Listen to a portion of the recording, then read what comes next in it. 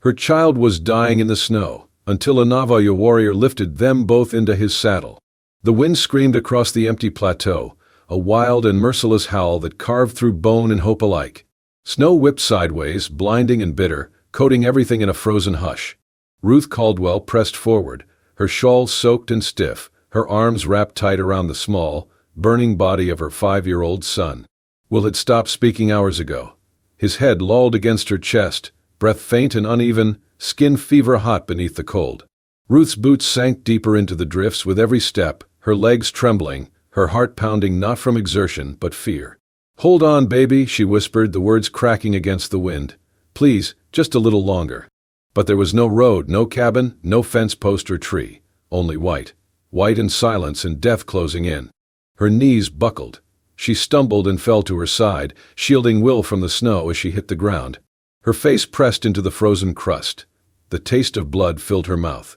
She tried to rise again. She could not.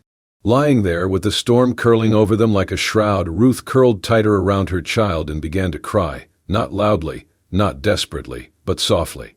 The kind of cry that came when there was nothing left but goodbye. Then, hoofbeats. Faint, distant, growing louder. She barely had the strength to lift her head, but she saw a shape move through the veil of snow. A man on horseback, dark against the blizzard, moving with certainty, not panic. He reined in his horse just feet away, dismounted, and approached in long, purposeful strides. Ruth tried to speak, her lips numb. "If you're here to kill me," she rasped, barely audible, "do it fast. But save my son. Please, save my son." The man crouched beside her. His face was stern, angular, and bronze like carved stone. Raven black hair fell past his shoulders. His coat was leather and fur, heavy with snow, and a long knife hung at his side, but he made no move to draw it. Instead, his voice came low and even. "I am not here to kill you." She blinked slowly. "You're Navajo?" He nodded once. "My name is Tenaba." She should have recoiled. Fear had been carved into her since girlhood. Indians were to be feared, distrusted, hated. But in that moment, all she saw was warmth and strength. Tenaba knelt beside Will and placed a hand on the boy's forehead, his brow furrowed. "He is burning. You both will die out here." He stood quickly and whistled once. His horse came forward, snorting against the cold. "I can take one," Ruth said, forcing herself upright. "Take him. Leave me." Tenaba looked at her for a long moment. "I take both." With ease he lifted Will into his arms and mounted the horse. Then he reached down for Ruth. She hesitated, just for a breath. Then she placed her hand in his and let him pull her up. The wind howled louder as they rode, but Ruth no longer felt the cold. She pressed her cheek to Will's head and listened to the steady beat of hooves beneath them. When the sun dipped behind the storm and darkness crept in, they arrived at a cave tucked into the side of a rocky hill. Tenaba dismounted, carried Will inside, then returned to help Ruth down. She could barely walk. Inside, the cave was dry and shielded from the wind. A fire already smoldered, banked with care. Blankets, herbs, and a kettle waited, as if he had known they would come. Tenaba wrapped Will in a buffalo hide and spooned something warm and bitter between his lips. Ruth watched, dazed, every nerve frayed but alive. Only after Will sighed softly in sleep did she find her voice. "Why?" she asked. "Why help us?" Tenaba stirred the fire. His eyes flicked to hers. "Because mercy does not ask what color your skin is," he said. She stared at him for a long time. And then, for the first time in days, Ruth Caldwell slept, her child safe, her heart still, and her fate tied forever to a stranger who had no reason to save her, but did anyway. When Ruth opened her eyes, the light was dim and flickering, amber and low, casting long shadows along the stone walls. The roar of wind had softened into a dull, distant hush, like the breath of a sleeping beast. She was no longer lying in snow. Beneath her was a thick bed of furs, and warmth radiated from a fire burning close by. The scent of pine smoke and damp stone filled her lungs. She sat up too fast. The dizziness hit her like a slap. Her vision swam, and her limbs felt heavy, as if her body had borrowed life and had yet to earn it back. Panic clawed through the fog in her mind. Her eyes searched the room until they landed on the small form curled beside the fire.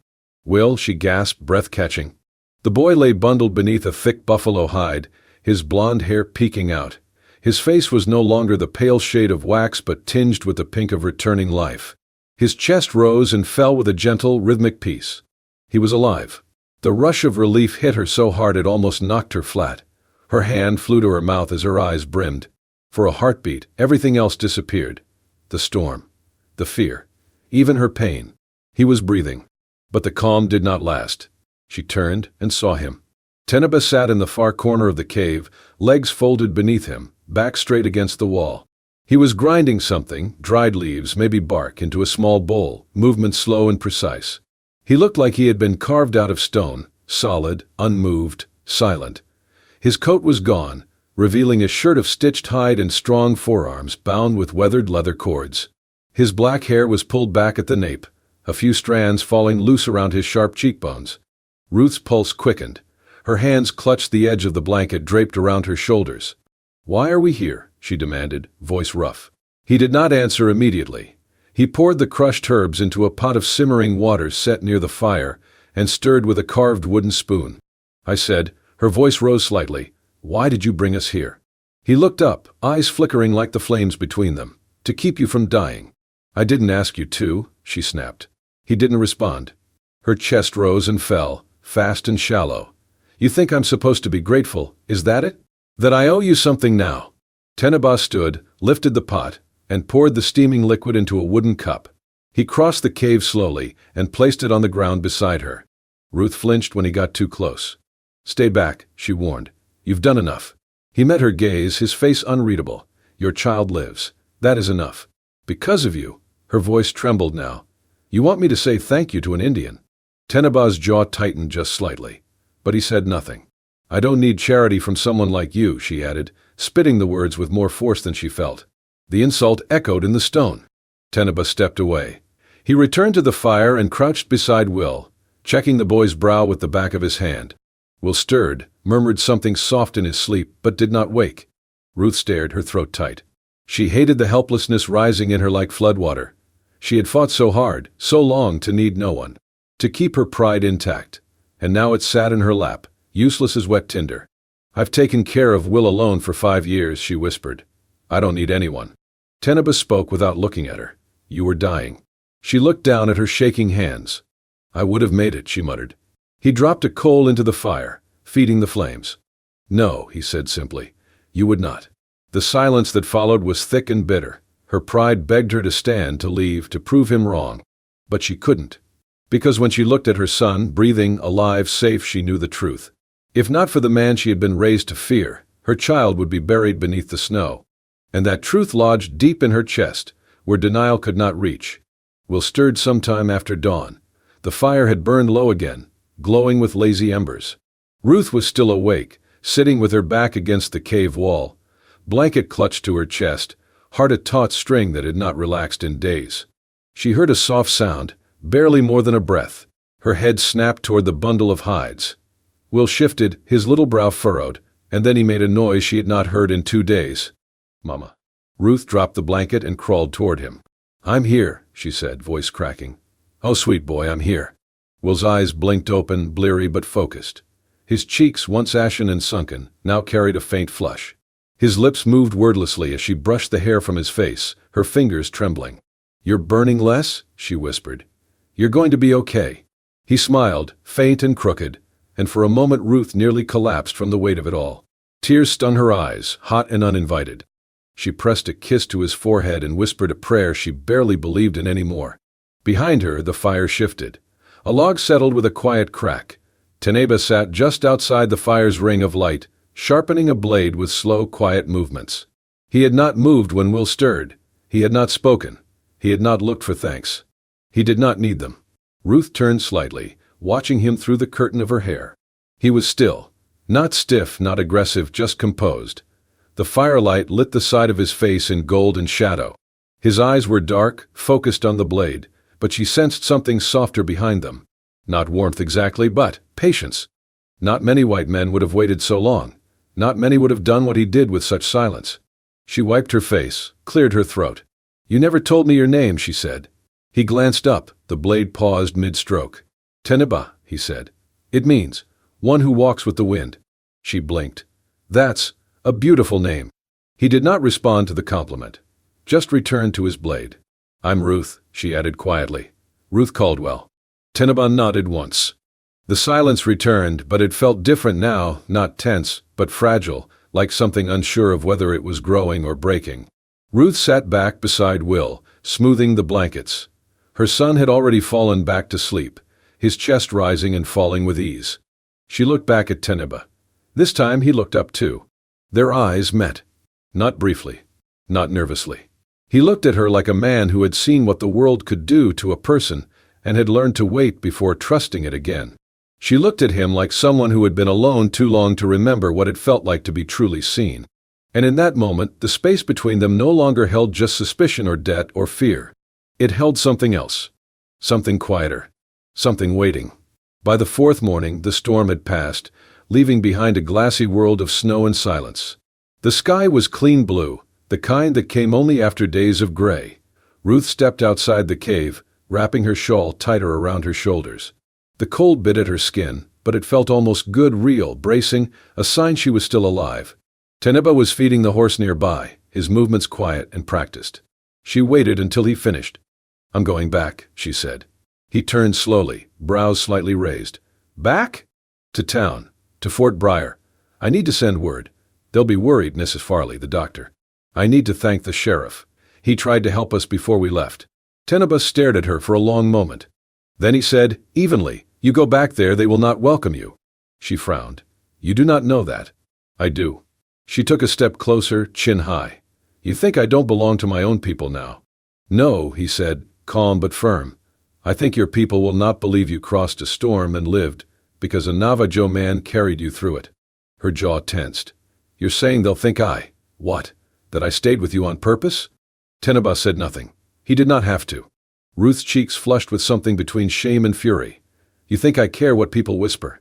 You think I'd let them make me feel dirty for surviving?" He didn't flinch. "They will not whisper, Ruth. They will shout. They will spit. They will ask what you gave me for your son's life." She reeled back like he'd struck her. "You arrogant bastard. You think I'm too weak to stand tall in front of you cowards?"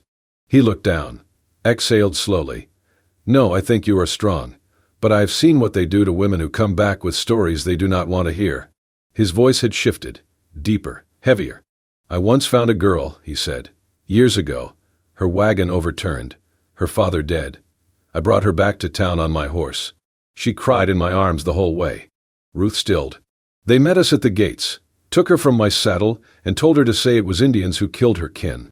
Her mother believed it. The town believed it. They hunted me for 2 nights with dogs and fire." She opened her mouth, closed it. "I ran. That girl." His throat tightened. "She looked away when they caught me. They broke 2 ribs. Hung me upside down from a tree, until an elder traded 3 goats to get me back." Ruth's hands trembled at her sides. "You never told me. You never asked." Silence stretched long between them. The wind whistled through the canyon. The snow shimmered beneath the rising sun. Ruth felt the ground shift beneath her, quietly, irrevocably. She looked at her son, who sat just inside the cave, humming to himself, cheeks pink with life. Her voice was soft when it came.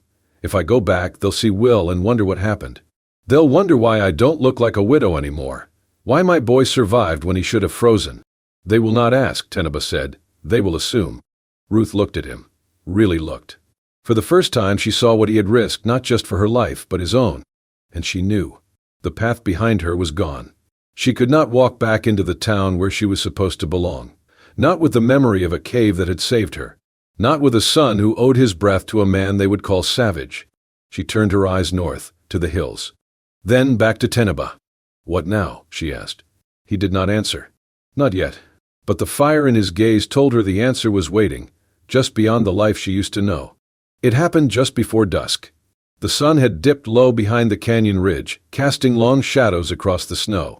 Teneba was collecting dry branches near the edge of the clearing while Ruth fed Will, coaxing warm broth into his mouth, 1 small spoonful at a time. Then she heard it, the faint crunch of snow, not from Teneba's direction, but behind them. She turned, heart stuttering, and saw movement at the tree line. 4 men stepped out, rifles in hand, coats heavy with dust and frost. Their faces were familiar in the worst way, men from Fort Briar. Not the sheriff, but others. Hunters, trappers. The kind who did not wait for explanation before drawing judgment. Well, one of them sneered, lowering his gun just enough to make a show of it. "We found our lost widow." Ruth stood, shielding Will instinctively. "What are you doing here?" "We followed your trail. another said. Couple folks saw smoke in these hills. Didn't take much figuring. His eyes darted behind her. Where's the Indian? Tinaba appeared from the rocks, steps silent but deliberate. He carried no weapon in hand, only a bundle of sticks, but the stillness in his body said enough. He looked at Ruth. She gave a slight shake of her head. Don't move. You're coming with us, said the first man. Both of you. No, Ruth said, voice trembling but loud. You don't understand. We understand just fine, the third man spat. You've been sleeping in a hole with a savage. And your boy, his eyes flicked to Will. We don't know what he's seen, or what's been done. You stop right there, Ruth snapped. But one of them, big broad, with a red beard and eyes too eager, moved forward, hand reaching for Will. Back off, Ruth shouted, stepping between them. The man shoved her aside. In a flash, Tinaba dropped the firewood. His body moved like a wave crashing over stone, smooth, fast, brutal. He was on the man in seconds. The two hit the snow with a crack, fists flying, limbs twisting. The white landscape exploded into red noise. The others backed away, too stunned to interfere. Tinaba fought without hesitation, not with rage, with precision. His fists landed like thunder, each blow a statement. When the man tried to reach for his pistol, Tinaba twisted his wrist until bone snapped with a sickening crack. The fight ended almost as fast as it began. The red-bearded man lay groaning in the snow, blood on his lip, his arm useless. Tinaba stood over him, chest rising and falling, face unreadable. He turned slowly toward Ruth. But she was not afraid. She did not flinch. She looked at him, and for the first time she saw him not just as the man who had saved her, or the stranger from a hated tribe. She saw the storm he held back every time he looked at her son. She saw the strength it took not just to protect but to restrain, and she trusted him. The remaining men didn't move. Their leader, clearly shaken, glanced at the wounded man, then at Ruth. You're choosing him? He hissed. I'm choosing the one who didn't try to steal my child, Ruth said coldly. He spat in the snow, muttered something foul, and signaled retreat. They disappeared into the trees, dragging their wounded comrade behind them. Silence settled again. Will clung to Ruth's leg, wide-eyed. She bent down and pulled him close, heart thudding. Tinaba stood motionless. She approached slowly. You didn't have to do that, she whispered. I did, he said. Her voice trembled. I'm not afraid of you. I know.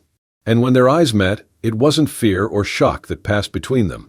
It was something far deeper. It was trust. They did not stop until the horses were near collapse. The frozen plain stretched in all directions, white and endless, broken only by scattered rock and the occasional stand of naked trees. Behind them lay danger, footprints, blood, and a truth Ruth could never unsee. Tinaba had defended her child like a wolf cornered, without hesitation, without question. Ahead of them was only cold. As the sky darkened and stars began to pierce the velvet above, Tinaba found them shelter beneath a sprawling cottonwood at the edge of a frozen creek. Its roots had buckled the land, creating a shallow hollow in the snow. It was no home, no cabin, but it was something. He lifted Will down first. The boy did not stir. His cheek rested against his mother's shoulder, warm with fever and sleep. Ruth moved slowly, her body stiff from cold and hours of riding. Her legs nearly gave as her boots hit the snow. Here, Tinaba said softly, guiding her toward the tree's base. He moved like smoke, quiet, efficient, stripping bark for fire, gathering what branches he could from the surrounding brush. Ruth knelt with Will and cradled him close, whispering nonsense words against his temple. Her breath fogged between them. The air was biting, cruel, the kind of cold that pressed into your bones like guilt. Tinaba returned with a bundle of kindling wrapped in his shirt. He struck flint against steel until a spark caught, growing into a thin, hungry flame. They built a small fire, feeding it carefully, guarding it like breath. When Ruth tried to shift her weight, her teeth chattered so hard she bit her lip. Blood welled. She did not care. Without a word, Tinaba removed his coat and laid it over her shoulders. Ruth looked up. No, she murmured. You'll freeze. He didn't respond. Only sat a few feet away, cross-legged, eyes watching the darkness beyond. Always watching. Always waiting. She stared at the coat. It was heavy, lined with hide, smelling faintly of smoke and pine and something older. She pulled it tighter, and something in her chest cracked, not from pain, but from warmth. Real warmth. She shifted, laid Will beside the fire on a bed of furs, and stood. The wind lifted her shawl as she walked toward Tinaba. He did not move as she sat beside him. Not close. but close enough. For a while, neither spoke. The wind whispered through the cottonwood branches. Will let out a soft murmur in his sleep. Then Ruth asked, "Why did you save us?" Tenaba did not look at her. His voice, when it came, was low. "Because someone once chose not to save me." Ruth's brow furrowed. "What do you mean?" "When I was 10, I was wounded in a raid. My uncle carried me dying for 2 days. We found a wagon camp, white settlers. They had medicine, water, blankets. They saw us. Saw my uncle beg on his knees. He turned his hands over slowly in the firelight, palms calloused, weathered. They turned their faces away. We were not worth a bullet, they said. Not worth a drop." Her throat tightened. "What happened?" "My uncle buried himself in snow so I would stay warm. He died that night. I did not." The silence after his words was vast. Ruth stared at him, heart aching. "I'm sorry," she whispered. He shook his head. "Do not be. I live, but I learned then, if you have the power to save a life and do nothing, you carry that silence forever." She swallowed hard. "I did not want to carry that silence again." Ruth reached out before she realized it and placed her hand on top of his. Not in fear. Not in repayment, but with something quieter. Respect. Affection. Beginning. Tenaba looked down at her fingers, so pale against his skin. "I didn't think I could trust anyone again," she said softly. "But tonight I do." He finally looked at her, and his eyes were not hard. They were tired, but warm. "Then you are braver than most," he said. They sat together in the snow, the fire casting gold and shadow across their faces. Will slept peacefully nearby. And in that hush, where no town could judge them and no past could claim them, Ruth leaned slightly closer, her shoulder brushing his. Not a promise, but almost. And Tenaba did not pull away. The path to the village was hidden in folds of mountain, where snow thinned and wind whispered secrets only stone could hold. Ruth had not spoken much during the final leg of the journey, her thoughts tangled, her body worn. Will rode between them, tucked safely in Tenaba's saddle, his arms wrapped tight around the warrior's waist. When the first low huts appeared, carved into red earth and braced with juniper beams, Ruth's breath caught. It was not like the towns she knew. It felt older, wiser, like it had survived things the rest of the world had only imagined. They were met by no welcome, no greeting, only eyes. Men, women, children stepped from doorways and fire circles, watching in silence. Their gazes passed over Tenaba with respect, then lingered wary on Ruth, a white woman, pale as snow, with foreign cloth and foreign footsteps. But none of them said a word when Will slipped from the saddle and took Tenaba's hand. The boy looked back at them once, smiled shyly, then leaned against Tenaba's leg as they walked into the village. The silence broke. One elder stepped forward, tall, gray-braided, wrapped in a robe of buffalo hide. Tenaba called him uncle. They spoke briefly in a language Ruth could not follow, low and musical, like wind brushing canyon walls. The elder's eyes moved to her and narrowed, but he nodded once. They were allowed to stay. That night, they were given a small shelter near the edge of the village. Smoke drifted from the fire pit. Will curled beside her in the blankets, fast asleep. Ruth sat near the flames, staring into the embers, her hands resting in her lap. Tenaba sat across from her, sharpening a blade with slow, even strokes. His silence was never cold. It was something she had grown to understand. It was listening. It was waiting. She watched him for a long time before she spoke. "I do not know what it means," she said quietly, "to love someone who does not look like you, who does not come from your world." His hands paused. "I do not even know if I should say it, or if it's real. But when I see you hold my son's hand, when I remember what it felt like to die in the snow, and wake up breathing because of you, I think I am learning what it means." Tenaba said nothing. Not at first. Instead, he reached into the satchel at his side and drew out a length of sinew. From it hung a single piece of carved turquoise, smoothed by hand and rimmed with bone. He leaned forward and lifted it over her head. The stone rested against her collarbone, cool and ancient. Ruth froze. Her breath caught. "What does this mean?" Still, he said nothing. But his hand lingered against her cheek for just a moment longer than needed. And in that silence, she understood. It was not a proposal. Not a promise made with words. It was an invitation. To stay. To belong. To begin something not bound by vows or ceremony, but by breath and firelight and the long road that had led them here. She touched the stone lightly, then met his eyes, and smiled. Not because she knew where the path led, but because, for the first time, she did not want to walk it alone. Spring came late to the mountains, but it came. The snow melted slow, feeding into streams that ran like veins through red rock and wildflower fields. The village, once still and cautious, now moved with a quiet ease, like lungs remembering how to breathe after too long holding their breath. Ruth had become a part of it. She rose early each morning, just as the sun brushed gold across the cliffs.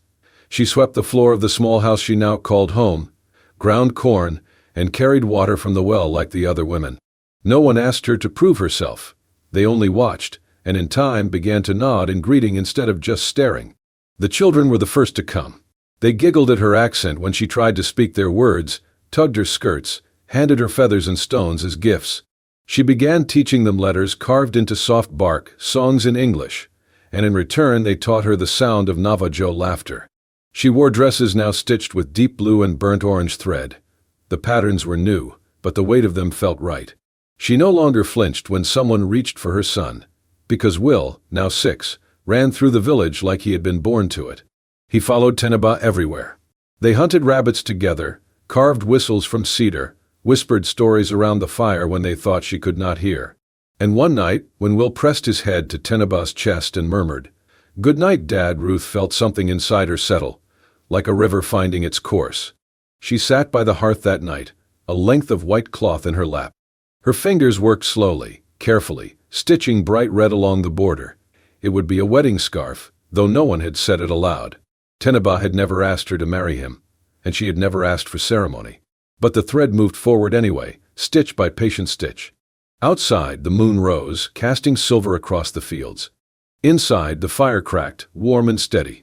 Ruth looked around the room, at the clay pots they had shaped together, at the basket where Will's moccasins lay, at the carved flute Tenaba had left on the shelf. She had not left behind the world. She had simply walked into another one, and it had opened its arms, slow but certain.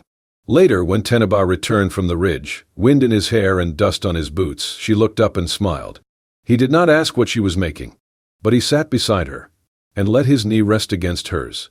For a long while they said nothing. And then Ruth whispered, "I died once, in the snow, cold and ready to disappear." Tenaba turned to her, silent. "But love lifted me," she said, voice soft, "onto a horse, into a fire I did not know I still had. And it never put me down again." Tenaba reached for her hand, held it. And in that quiet, Ruth knew there were places no map could draw, no judge could name. But they were real. And they were home. Thank you for riding through this story with us, a journey of survival, sacrifice, and the quiet power of love that rose from snow and silence.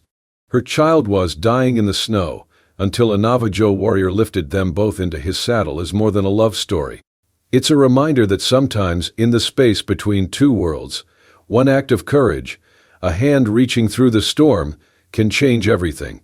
If this story moved you, don't forget to subscribe to Wild West Love Stories, where every tale carries dust, danger, and the kind of love that defies bullets, borders, and time. We'll see you in the next story. And remember, out here, love doesn't ask permission. It just rides.